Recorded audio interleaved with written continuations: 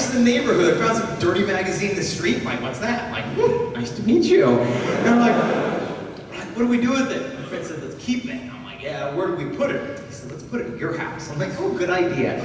So, ride bikes to my house. We get there, and I'm like, I'm not gonna put it inside. I'm not getting busted. Like, I had never seen porn before, but I knew something was off. So I said, I don't know what to do. So we ripped out all our favorite pictures, crumpled them up with balls, we shoved them into bushes in front of the house. We'd come outside and look at them when we wanted. Now, the problem is, my dad trimmed the hedges Saturday afternoon in front of the porn growing on the plants out front, so I got busted by the porn plant. But you know, we got back into it. I mean, my high school was everywhere. I'm not making it up. Dude, one guy in my high school actually passed out porn from his locker to anyone who would vote for him as senior class vice president.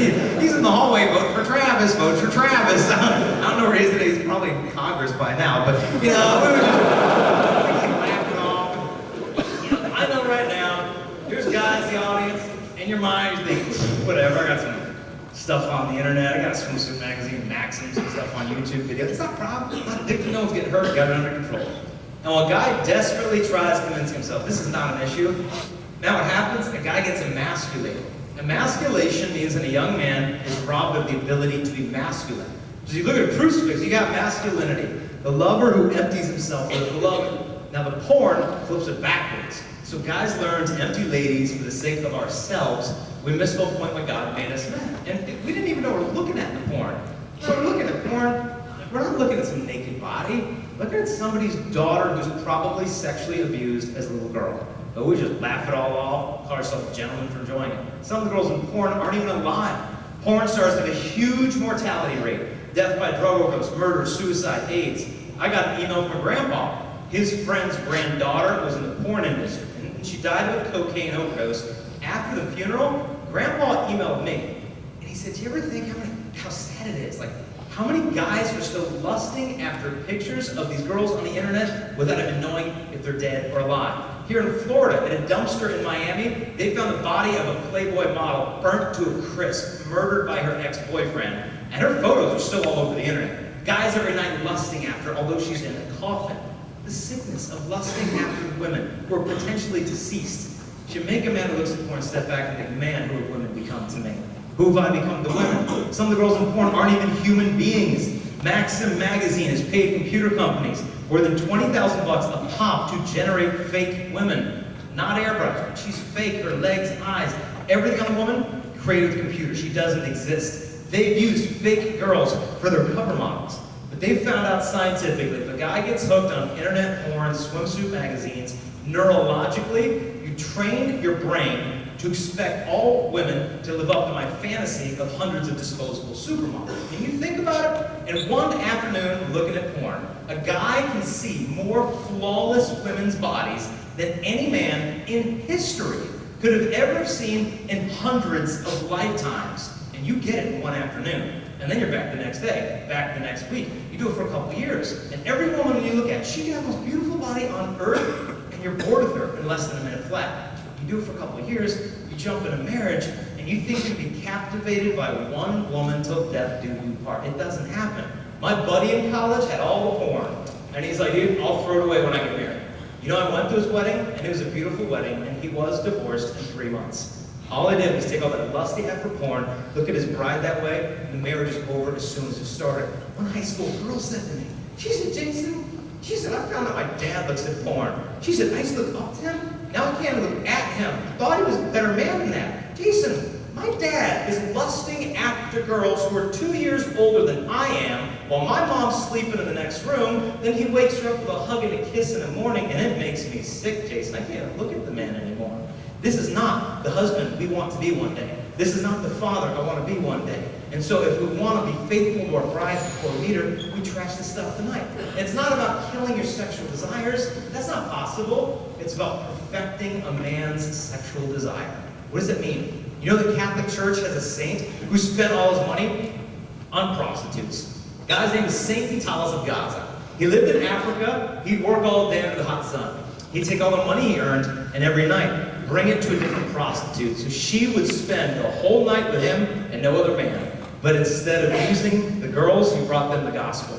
Prayed with them, prayed for them, told them they could start over, converted a great number of prostitutes who became holy wives and mothers. One morning, he's walking out of a brothel, a house of prostitution. A man saw him, recognized him as a Christian, sick of Christian hypocrites, hit the guy in the head with something and killed him. And the prostitute came out and she said, well, you don't understand what he had done for us, but it was too late, he was dead. But historians say, when he was being buried, all these former prostitutes came out of hiding, processing with candles and lanterns at his gravesite to honor the man who saw their dignity when they had totally forgotten him. Now, I'm not recommending you try that as a method of evangelization. Don't be going to your campus minister, hey, can we raise money to get a prostitute for the juniors?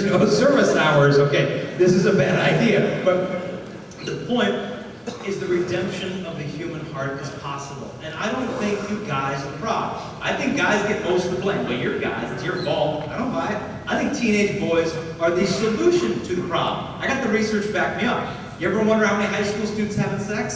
Seems like everybody's doing it. Here's the latest numbers in the United States of America. The latest statistics came out from the Centers for Disease Control. That shows this. 33% of American high school students are currently sexually active. So it's about 1 in 3. 47% have ever had sex, meaning most high school students are virgins. Then this came out. 15 years of research showing high school boys' sexual activity is now going down twice as fast as girls.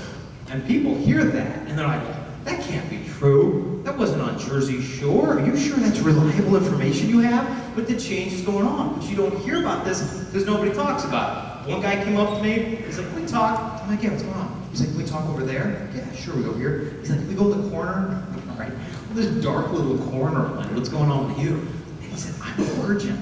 I'm like, dude, I thought you were going to tell me you had leprosy. I mean, this is a good thing. More people choose it. People are starting over, too. They found 2 out of 3 high school students who have had sex privately admit they wish they waited longer. There's a change going on. It's even happened to girls. I was speaking down in Louisiana, all girls high school. Picture this, a gym filled with 1,400 girls. I said, girls, be honest with me. How many guys really think that to meet a guy today who's got the virtue of chastity, he's pure the way he treats girls, pure the way he talks about them when they're not around, how many think finding that virtue of purity in a guy makes him way more attractive to you as a woman? 1,400 girls put their hands up. Then I went next door to the all guys, like 1,200 boys. I told the fellas what the girls said. One guy put his hand up. He said, Jason, I don't believe you. I go, seriously, I promise all the girls. He goes, no, I believe you. He said, what I'm trying to say is like, we don't believe them. I said, why not? And he's like, dude, you're telling us they want us to be all innocent and pure, but they're going to dress like that at our dances? They're going to dance like that at our dances? You're telling me she wants me to treat her like a princess? She's going to wear these little belly button outfits with them slit up to her armpit? He's like, look, we don't take them seriously. They don't take themselves seriously.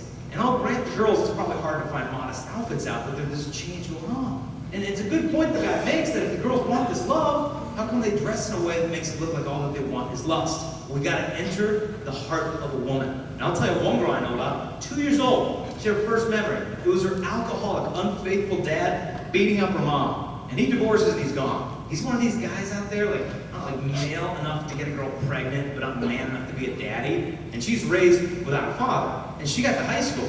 She didn't know how a gentleman should treat a lady. And this football player asks her out. They start dating, and he says to her, honey, I've never felt this way about a girl before. I love you. And for her, the words were magic. She never heard that at home.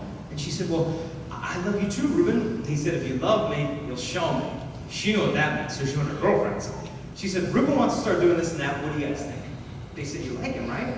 She goes, yeah, I like him. Then they said that it's not a big deal. Everybody's doing it. Don't be a prude as long as you feel ready. Just get it over with. So she figured, yeah, it's not a big deal. At the age of 15, she lost her virginity, thinking they'd be forever in love. She said, in all actuality, all respect was thrown out the window. But she said, after a while, he didn't want to spend time with me anymore. He was basically spending the time with my body. Because when girls get used, she knows to try to distract themselves, and they know there's no peace. He lost respect for her, started fighting more, because every time they're together, it's all they want. And she'd give him sex for the sake of feeling love, and he'd give her love for the sake of the sex. Eventually, they broke up, and she said, I will never forget the day he walked away for the last time. She said, all I could think of is that guy leaving with something that never belonged to him, and I'll never get it back. Not a virgin now. What's the point of waiting for marriage? It's too late for me. Started to cycle these relationships. She got to be a junior on campus, the biggest stud at school last draft. Captain of football and basketball teams. And he said, I've never felt this way about a girl before. I love you. She's like, I love you too, Andre. He goes, if you love me, I'll show me. She went back to girlfriends. She said, now Andre wants to start doing it. What do you guys think? They said, look, let's set standards. Let's not sleep with our boyfriends for 6 months. If he can hold out with no sex for that long, then I know he loves me, and then we'll sleep together. And now she looks back and thinks 6 months. 6 months is the price I put on my body. 6 months of his time, attention, phone calls, that's love. So he held out for 6 months. They started sleeping together. Now he really lost her. So he started cheating on her, abusing her, physically abusing her. He beat the girl unconscious 3 times, right in front of other guys who were man enough to step in and protect her. Started emotionally abusing her.